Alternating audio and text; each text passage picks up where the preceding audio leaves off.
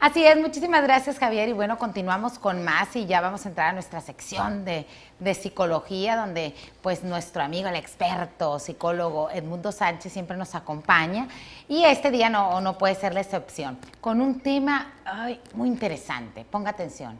Es anorexia en niños. ¿Cómo detectarla y qué hacer? Ay, a mí se me hace muy difícil, pero bueno, el experto siempre tiene las palabras y las respuestas para todos los que tenemos esas dudas. Buenos días, Edmundo, bienvenido. Gracias, encantado de estar aquí como cada mañana. Edmundo, el tema del día de hoy, la anorexia en los niños. ¿Cómo detectarla?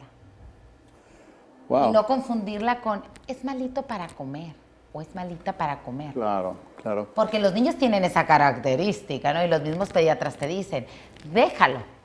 O sea, tú ponle la comida y déjalo. Va a llegar el momento en que si no quiere comerse las verduras, se las va a comer porque no va a haber otra opción, ¿no? Entonces, que no se pueda confundir con esto, Edmundo. Sí, por supuesto. Y esa sería una de las principales preocupaciones, ¿no? El diferenciar entre lo que es normal. Lo que es normal de la resistencia al alimento, sobre todo porque no le gusta o es demasiado sano, ¿no? Decía un amigo mío, y lo que sería ya un problema de anorexia. Una de las diferencias interesantes es que ante la insistencia y ante estos espacios de hambre, el niño, digamos, llamémosle normal, cede, ¿no? O sea, pero eso se necesita generar una rutina y a los papás muchas veces les cuesta trabajo esto, ¿no? Esta es la comida, no tengo hambre, no quiero nada. Perfecto, levantas la comida, levantas la comida. Y a las 2, 3 horas, oye, lo siento mucho, ya comimos, se cerró la cocina, como decía mi abuelita. Exactamente, pero pues en un par de horas puedes merendar o lo que sea. Entonces, y puede haber una pataleta y puede haber una, no sé cuánto, no sé qué. Ese sería un síntoma de alguien que, digamos, es normal, ¿no? El anoréxico quizá no haría eso. Pero hay que ser firme y a la hora de la merienda, sacar la merienda, ¿no? Es decir, ya no tengo hambre, ya no quiero, perfecto, hasta mañana, ¿no? Entonces, ¿no quieres cenar? Okay. Los papás les cuesta mucho trabajo hacer esas porque rutinas, luego ¿no? Vienen y, oye, pero un snack, papá, dame un snack. Oye, cómprame estas frituritas. Sí, unas papitas. Y entonces, de repente si uno... Que no ha comido nada en todo el día, ¿no? Como papá es de, ándale pues, ¿no? Entonces ahí caemos en el juego de ellos, ¿no? Hay que estar atento a, la anorexia infantil va en aumento, o sea, ha crecido dramáticamente en los últimos 10, 15 años.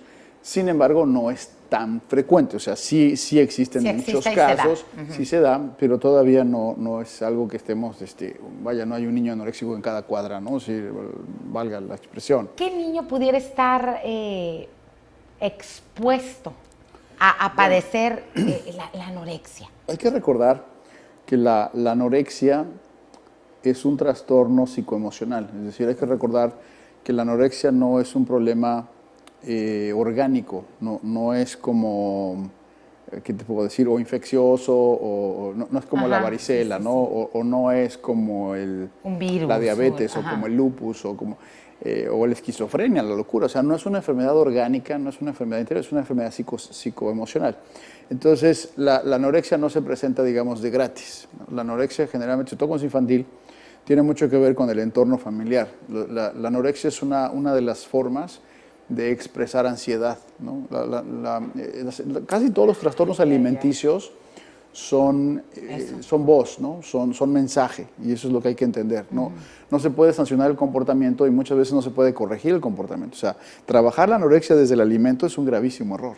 Eso es algo muy importante de entender. Wow.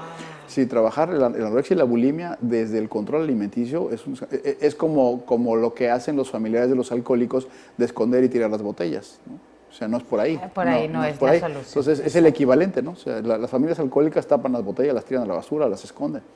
Eso no resuelve el problema.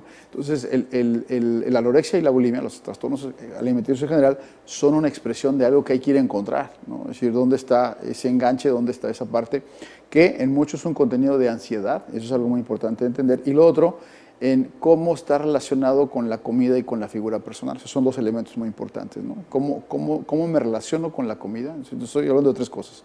Uno es el factor de ansiedad que promueve, ¿no? El otro es en el enganche hacia afuera, la comida, la simbología que tiene. Yo te explico un poco más de eso. Y lo otro es el autoimagen y el autoconcepto, porque el anoréxico generalmente se ve gordo a sí mismo, ¿no?